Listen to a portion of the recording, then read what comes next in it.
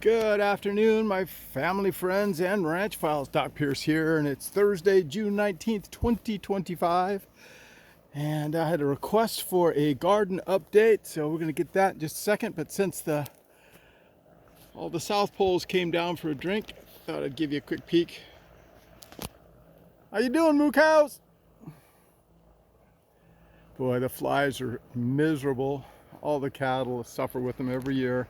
I've tried various sprays and stuff, and none of them seem very effective, and a lot of them are toxic. So the answer is to wait it out. But that's why they're so close together, is they use each other's tails to swat the flies. See, is everybody here? 1, 2, 3, 4, 5, 6, 7, 8, 9. Yeah, there must be 10. Sometimes it's hard to count them all. 1, 2, 3, 4, 5, 6, 7, 8, 9, 10. Yep.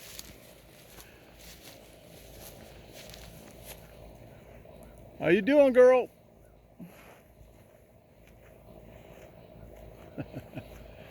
They're as happy as can be. Lots of green grass still. Rain has continued. Every few days it's been pouring rain. Rain this morning. So here's the melon patch. And there's various honeydew, cantaloupe. I think there's a pumpkin in there. I think there's even a squash in there someplace.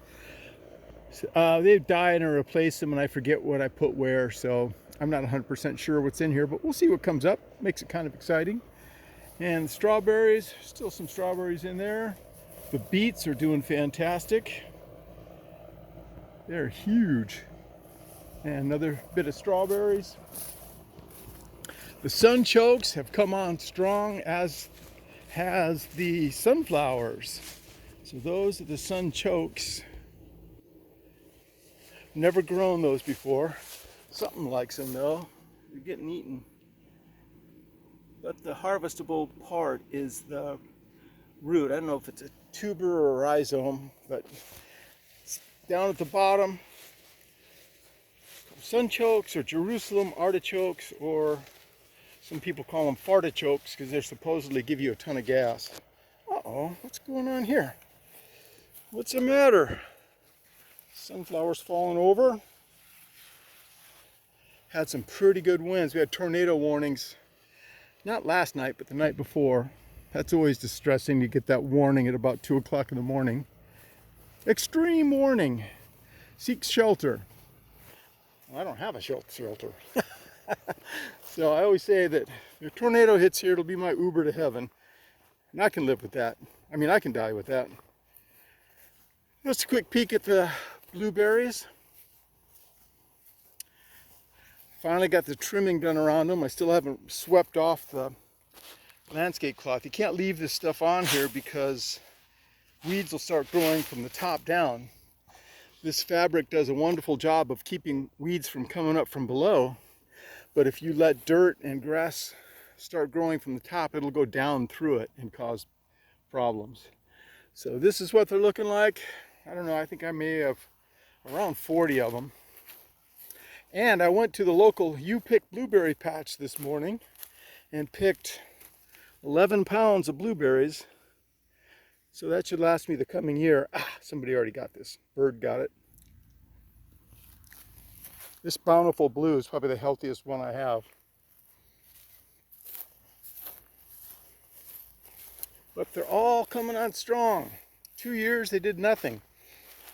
This year they're coming on. A couple little blueberries in there. Yum. That's a good one. What kind is that? Let's see here. Premium. So premiums are tasty. Okay, well, enough of this. It's about, I would guess, 85 to 90 degrees. The summer is fast upon us. Days are long. It doesn't get dark until 9 o'clock. Fireflies just started out too. So I've seen a handful of those. Those are always good to see. Means it's my favorite time of year. Hello, Kai. Come on, puppy.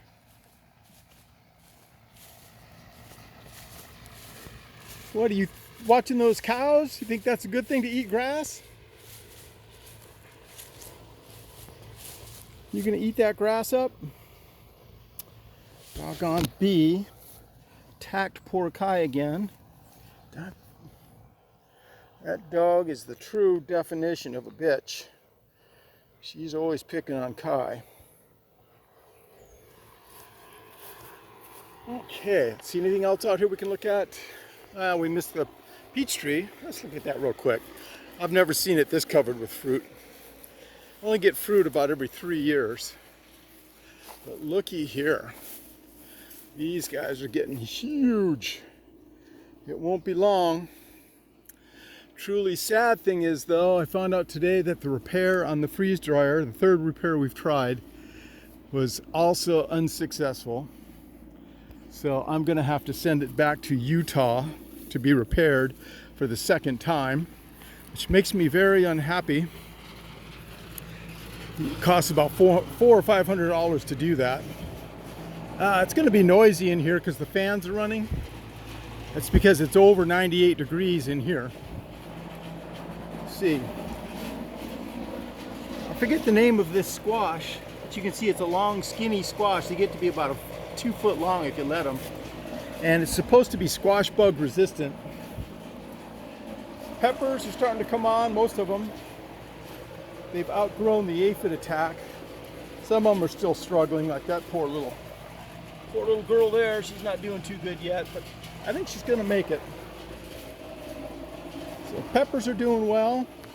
The volunteer pepper from Lowe's, I already picked a couple off of here, but you can see it looks like a, oh, what is the name of this one? Ancho, I think. Ancho chili? I think so. That's good. That one hasn't declared itself yet. Look at the grasshopper there. They are hatching out in plague level numbers. They're everywhere. That's why I got the chickens last year. I'm hoping that they'll knock that back a bit. So here's a couple of tomatillos, and that row from there down is all tomatillos. A couple tomatoes. They're all doing well. My job now is pretty easy. It's just a matter of training these up. So as they grow, I usually let them grow 2 squares and then I'll pull them back through. And they'll grow up, well over the top of this netting. Let's see over here. Oh, the hydroponics is all on hold. I've given up on the idea of strawberries and hydroponics. I just haven't been able to get it to work. Or it's too labor intensive, and for the amount of strawberries you get, it's just not worth it. The pawpaw trees coming on. They're all still alive. Well, all but one. So that's pretty good. These, I thought I planted zucchini, but they're looking like a yellow squash. I don't know if you can see that little guy down there. It's coming along, so it won't be more than a few days I'll have these. And they're delicious. I love yellow squash. More tomatoes. There's, I think, 5 or 6 different varieties I have going. The blueberry starts are still hanging in there, but you can see the brown ones. Those are ones that have rotted and died, so there's a lot of them. So I've been taking them out of here and putting them into soil, because this is strictly sand. Ideally no nutrients so they don't rot. And I've transplanted them into a blueberry soil mix of my own making. I'm hoping that it'll keep them going, but so far so good. Let's see here. Here's a stevia plant my dear friend Connie gave me, and I bought some shallots at Walmart because shallots are ridiculously expensive. My thinking is I'm going to let these go to seed. I got 4 of them. It costs like $3.50 for 4 bulbs of shallots. I'm going to let those go to seed, and then I'm going to grow shallots in my onion patch over there next season. And we'll, shallots are really good, but they're expensive, and I think they'd be easy to move, or even the plants, shallot plants. You can see here's the blueberries that I've transplanted. These are maybe a few days older than the ones that were over there. And still, you plant them over here, you're still going to get some loss. That one looks like a goner. Let's see, that one's not looking good. Yeah, see how it's brown all the way at the base? So that's a goner. These are passion fruit. I found one wild passion fruit and I took the seeds and I propagated them. And I'm going to try to get a section of barbed wire and plant them along the barbed wire so that I'll have a passion fruit hedge growing up along the barbed wire. Be interesting to see how that works out. Strawberries again. Oh, here. Notice here, these are the red and yellow onions I planted, and I'll show you the patch. And the goal of planting these was to get onion starts. And I wasn't sure if they were viable or not. So I took off a couple and planted them, and sure enough, they work. There's a local feed store in Southwest City who said they always run out of onion starts and everybody's asking about them. So in a few more weeks when they're gone, I'll approach them and see if they'd like to buy some. You know, you probably make $2 an hour for all the labor and cost you put in it, but something to keep me out of trouble. So let's see here. Different kinds of tomatoes again, and they're coming on strong.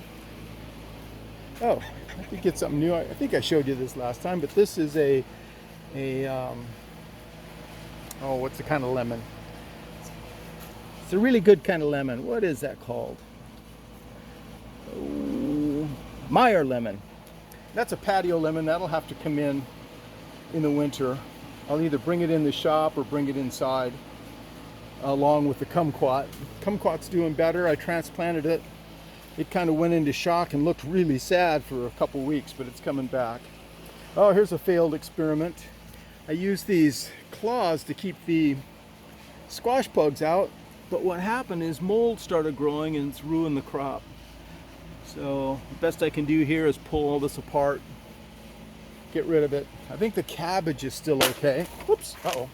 Just about went over, head over teapot here.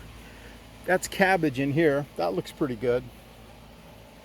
That's all wild tomato that's coming up. And I don't know what kind of tomatoes there are. Oh, I see some tomatoes over there. Woohoo, I'm gonna go get some. Matter of fact, I saw some over here too. Look at this, first tomatoes of the season. For me anyways. A lot of people are way ahead of me. But look at that. That looks pretty good. Let's see how it tastes. Now this is an offshoot of either a sun gold or a sun sugar. I'm not sure which I planted, but they're a hybrid, so the seeds and the wild ones coming back are not the same, but they're still usually pretty good. I'll try it. Very passable. But looky here. Here's some red cherries. First ones of the season. Oh yeah, those are better. Very, very nice.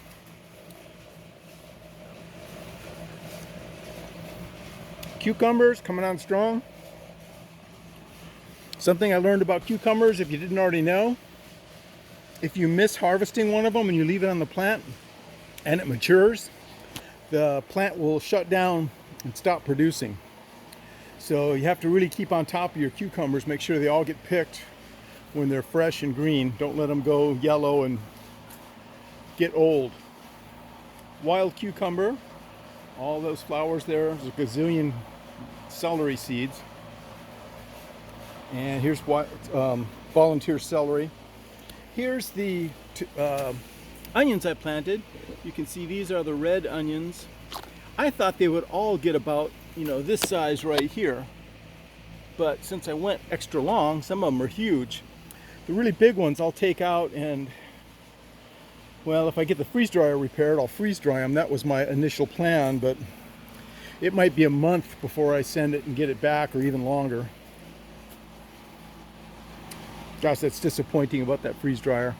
If you're thinking of buying one, it's wonderful to have them, especially if you have a garden and you're producing things.